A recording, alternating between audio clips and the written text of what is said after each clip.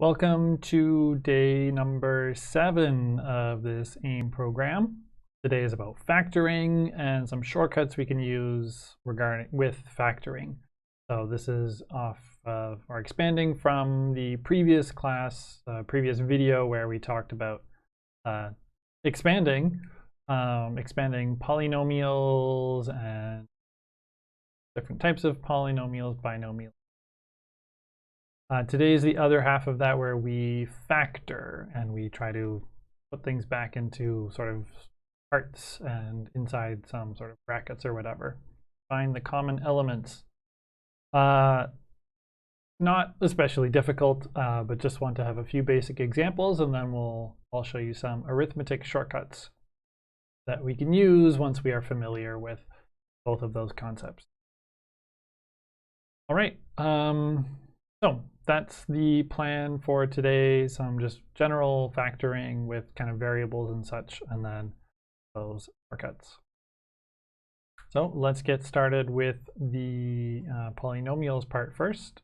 Two sets of examples here. So first, just pretty simple here. Factoring polynomials. So if we look at this and we look at this, are there any common parts, common terms between them? So yes, definitely there are. Let's rewrite 5x cubed minus 25 squared. All right, I'm going to write this in a bunch of extra steps here, which we wouldn't normally do. Just want to make sure we're clear on the process. So we look at both of the terms. Let's look at the constants first. 5 and 25. Is there a common factor there? Well, yes, obviously there is 5. So we can take out that factor of 5 here, and then the rest inside the brackets will be 5, all those terms divided by what we factored out. So divided by 5. So 5x cubed divided by 5 is just x cubed, and 25x squared divided by 5 is 5x squared. Okay, but we can factor out more here. We can also notice now each of these, we have an x cubed and an x squared. So we have x times x times x with the x cubed and x times x with the x squared. So will turn into this. And then if we factor out the x, so we can actually factor out an x squared from each, and we will be left with x cubed divided by x squared is just x, and 5x squared divided by x squared will be just 5. So we have this. But then we can multiply the 5 and the x squared that we have out front, and that will give us 5x squared times x minus 5. So lots of extra steps we wouldn't normally bother to write, but just want to be sure we are totally clear on the process. If we want to check our answer, then we take this thing and we just re-multiply. We do 5 right here. So 5x squared times x minus 5x squared times 5. Okay, so we just took the factored form and the same expanding that we did in the previous video. Let's do that. What do we get here? 5x cubed minus 25x squared. Okay, that's the same thing that we started with, so our factoring is correct because when we remultiply, we get the same results. Okay, so let's do an example, something a little faster here. I am going to notice that I have in the constants a 2 and a 12, so common factor of 2. In the x's, I have an x cubed and x squared, so at least x squared. I can take out 2x cubed divided by 2x squared will leave me just with x, and 12x squared divided by 2x squared, x squareds are gone, so 12 divided by 2, which is 6, and positive, so just plus 6. And again, we can check our work here, say 2x squared times x plus 2x squared times 6, that would be 2x cubed plus 12x squared. Yep, we got back to the same to what we started with, so it works. Okay, so nice simple one. You can have your turn here, and we'll be back in a moment to do the next example.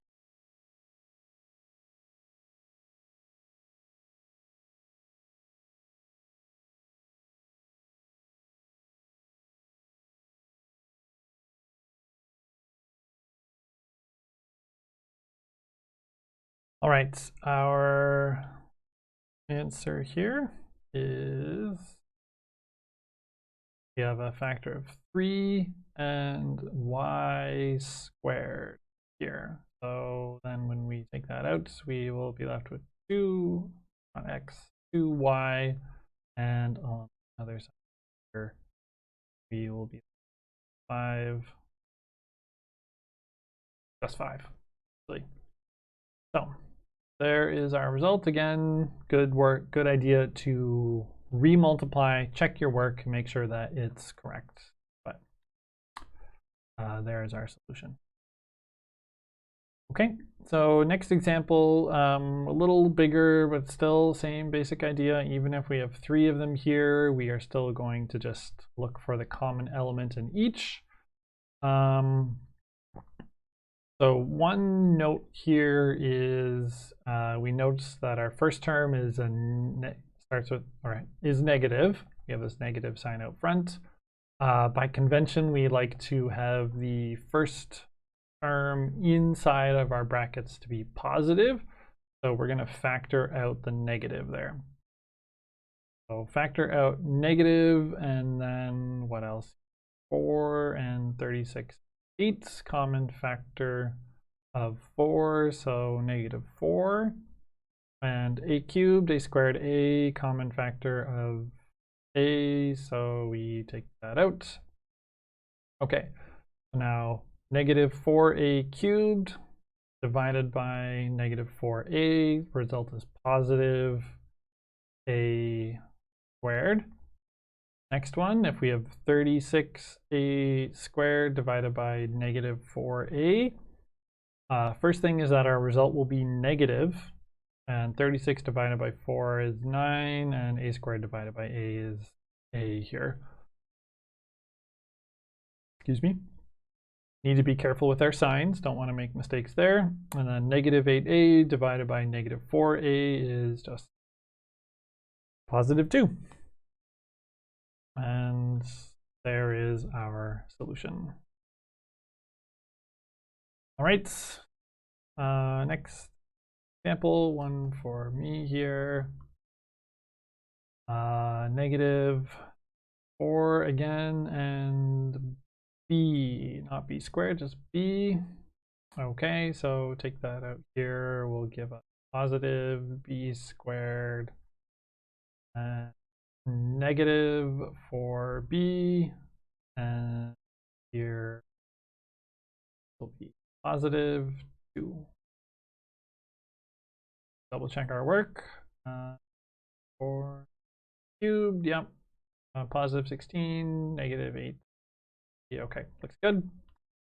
So there we go, we have our result. Next, practice one for you. Again, not too hard, but just make sure we're warmed up. Go ahead.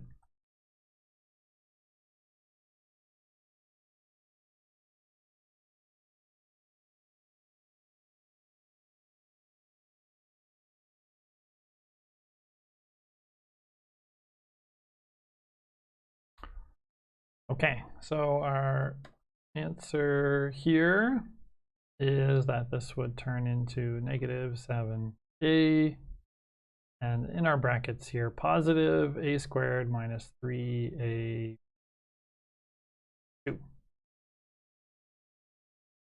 Okay, so there is our answer to this one. So that's just some warm-up. There's a lot more to factoring and a lot more patterns and such with quadratics and all of that. That is something I talk about in the Mathematics for Business course, but there's lots to talk about there, so we'll just kind of leave that for now. What I do want to draw your attention to are arithmetic shortcuts. So ways to do addition, subtraction, multiplication, etc. in your head quickly. We have our kind of long versions of writing these out, of course, which are very reliable, but they do require that you have paper. If you can do them in your head, then you don't need that paper if you're in the middle of a conversation with someone or something. And also with some practice, you can do them pretty quickly too. So it's good to have both of those skills available. So for example, let's just see what our result is with our kind of traditional method, let's call it. 517 plus 439. Adding these together, 7 and 9, 16, 1, that's 5, 9. Okay, so 956 is our answer. So let's see how we can get that with some other methods as well. So with factoring, so 517 plus 439, that is the same as saying, well, 517 plus, we can factor the 439 into multiple parts. So into 400 plus 30 plus 9. And then if we add up these parts, so let's just add the 400 first. 5 plus 4 is going to be 917. And then we're still left with it. 30 plus 9, and the next one 947 plus 9, 956. It's a little weird to kind of write it out like this, even for me. We don't normally do this, but in your head, this is the process that you can be doing. It is basically the same idea as this, as sort of this traditional vertical method here. But again, possible to do in your head somewhat quickly. So hopefully we sort of realize that what's happening here, boxes, what's happening at this step here, that's basically, we are just splitting it up like this and doing it part by part. Hopefully we do recognize it's kind of the same thing. All right, let's do another example. Here, some similar numbers, but not the exact same. So it works with subtraction as well. And 567 minus 400 plus 30 plus 2. Note the brackets and the negative sign here. So these are positive for now, but we'll change to negative when we bring them out of the brackets here. All right, so 567 minus 400, that's what is 167 minus 30 plus 2. And then if we can do these together, do them together. Okay, that looks like it's going to be just 35. Or if we want to do them separately, okay, 147 minus 2. Sorry, that's not 147. 137 minus 2, and then subtract the 2, 130. So once again, you're probably not going to ever write it like this, but this is the process you can be going through in your head. I'm writing it out here so you can see it, because if I just talk about it, that's not very useful or observable. Okay, so here is a practice question. Try to think of it, split one of these into multiple parts, into factors, and then do it yourself that way. Try to do it in your head. Maybe you write down some minor notes or something, but try to not use the vertical method or a calculator, and try to kind of do this with the factoring method that we were just at. Go ahead.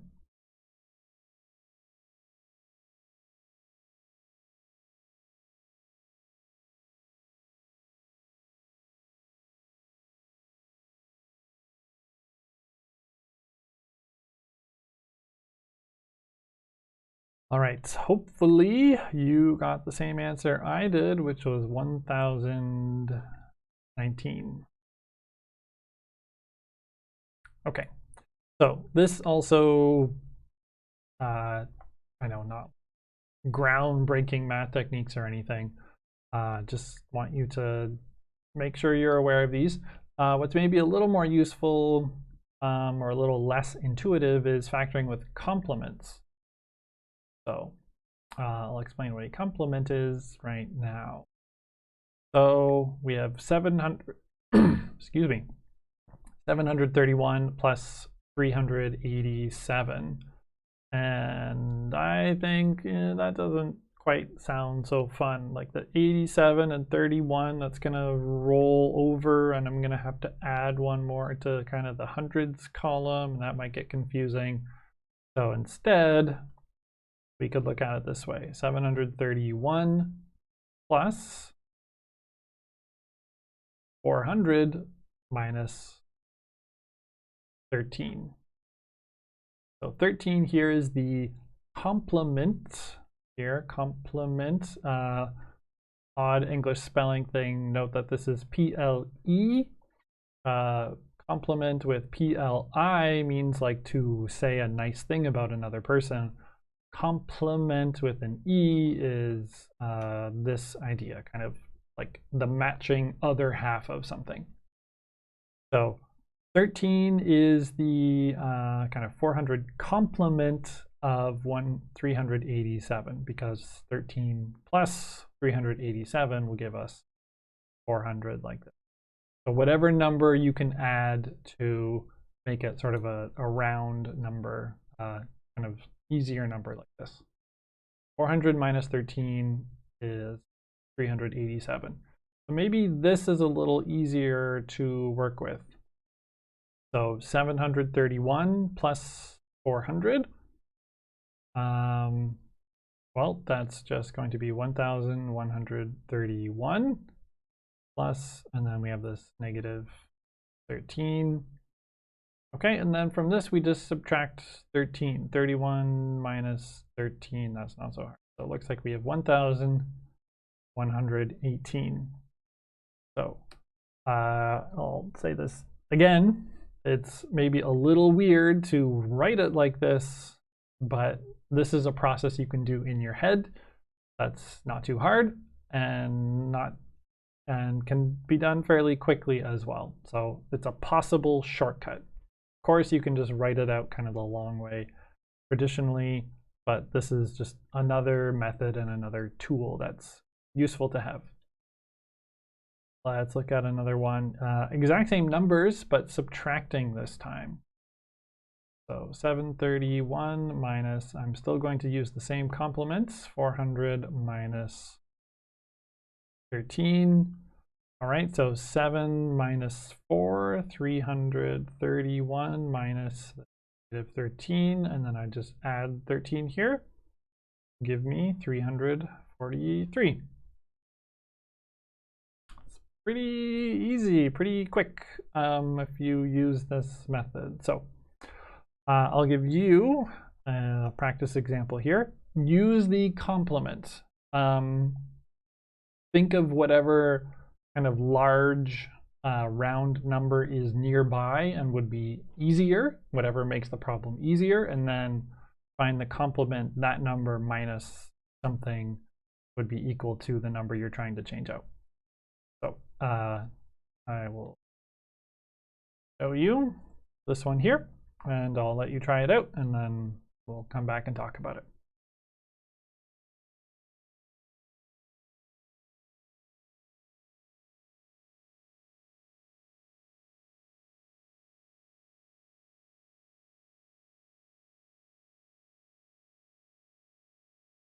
All right, so yeah, lots of ways you could do this. I think kind of the most obvious one here would be 725 minus 600 minus 12.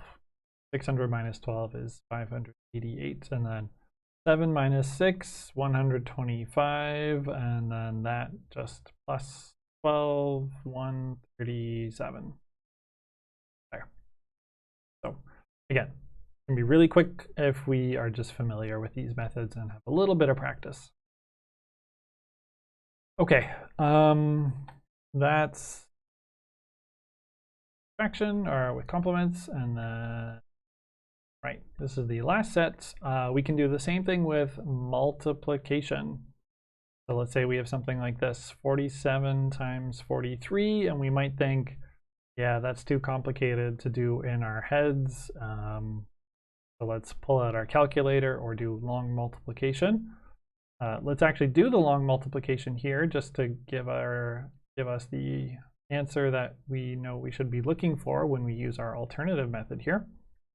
So 7 times 3 is 1, and 2 here, 12, 2, 141, and 4 times 7, 28, 2 here, and that's 16, 18, so I'll add those up, 1, 2, and 2. So $2021 is the number that we should be getting when we do look at this a different way.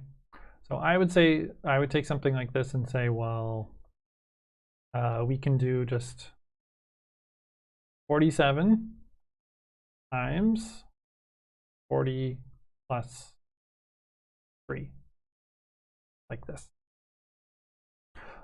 This will work, and if these numbers are easy enough to work with, then great, we can do this.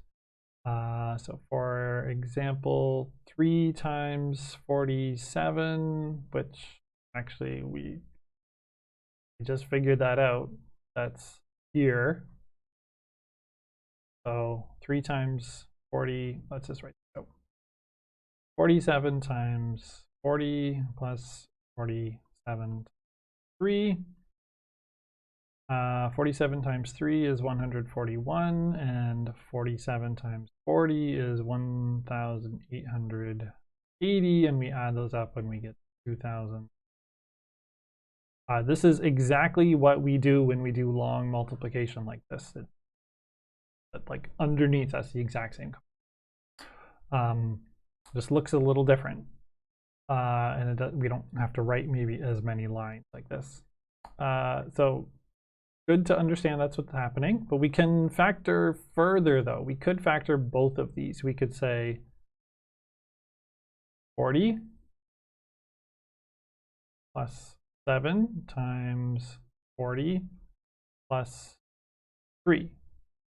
And using the expanding that we, again, talked about in the previous video, this means that we have 40 times 40, so 1,600.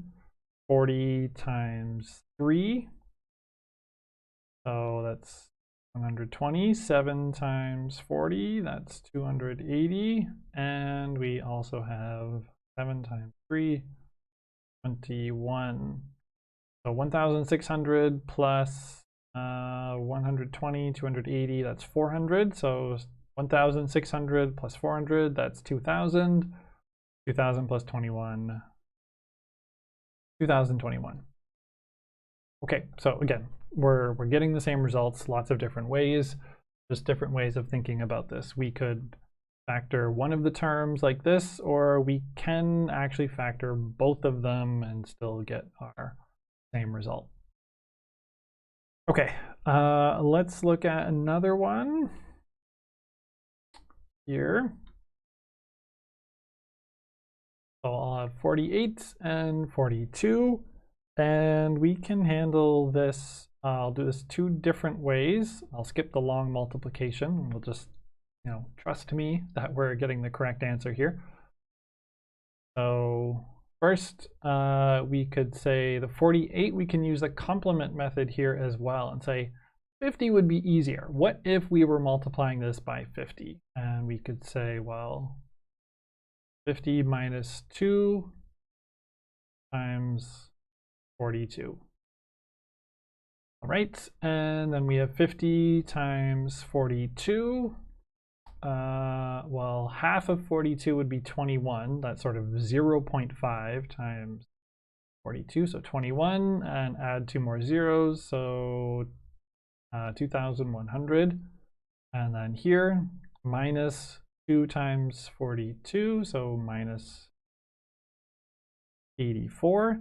And then our result here will be 2016. Okay, so we could factor one of them. We can also factor both of the terms. Let's go use our space well. So we could also do our complement method for one of them, and then our other kind of factoring for the other one, like this. So 50 minus 2 times 40 plus 2. Again, this is a thing where these numbers are a lot kind of easier to work with in your head. You could also possibly do kind of the whole process in your head like this. So that's 2050 plus 2, 100, and then minus 2 times 40 is going to be 80. So that's result there is plus 20, and negative 2 and 2 result there is minus 4. So 2000 plus 20 minus 4, that's 2016. Okay, so again, same results. We can factor one of the terms, we can factor both of the terms, we can factor by finding a nearby smaller number like 40 that's easy to work with, or by finding a nearby larger number and then that minus a little bit of something that's easy to work with.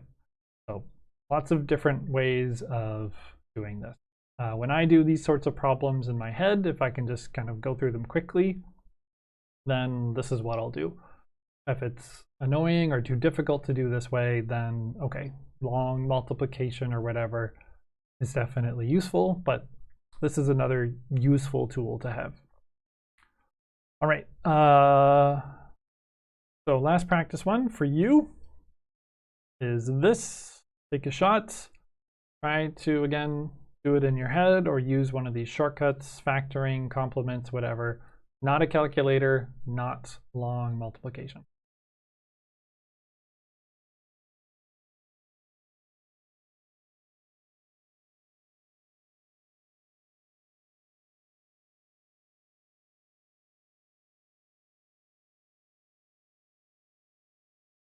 Okay, so result here is 10,088. There are two different ways we could handle this. Maybe we do the 97, turn it into 100 minus 3 times 104. If that's easy enough. This seems doable. We could also factor it further, factor the other term as well. Make this very easy. 100 minus 3 times 100 plus 4. And then we get our different parts here. For example, we would have 10,000 here, and then plus 400. Plus 400 minus 300, so plus 112. So there's our 10,080. Okay. All right, so let's look at our practice questions here. Practice exercises. The factoring with polynomials and such. There are a bunch of these in chapter 6.1 of the textbook. You look here.